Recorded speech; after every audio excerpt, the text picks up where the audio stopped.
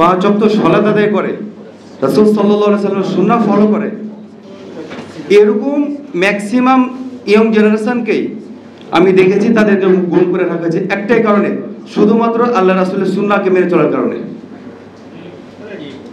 এটা অনেক বড় বাস্তবতা, তার প্রমাণ আমি নিজেই।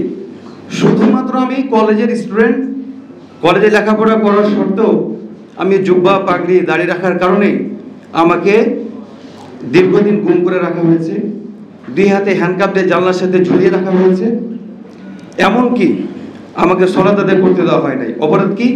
একটা আমি কলেজের স্টুডেন্ট হওয়া সত্ত্বেও আমি কি কারণে দাড়ি টুপে রাখছি, কি কারণে টাটুর উপরে পোশাক পরছি, কি কারণে আল্লাহ রাসূলের সুন্নাহ মেনে চলছি? অপরাধ একটাই। এই জন্য আমি বলতে চাই যে আল্লাহ রাসূলের সুন্নাহ মেনে চলা কি অপরাধ? ইসলাম মেনে চলা কি অপরাধ?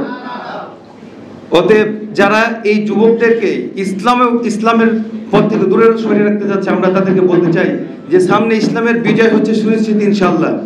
তোমরা যতই বাধা দেওয়ার চেষ্টা করো না কেন, যত জঙ্গিবাদ বলে বাধা দেওয়ার প্রচেষ্টা করো না কেন, ইনশাআল্লাহ ইসলামের বিজয় এই যুবকদের ভাইদের হাতে ইনশাআল্লাহ খুব অন্তিমভাবে হবে।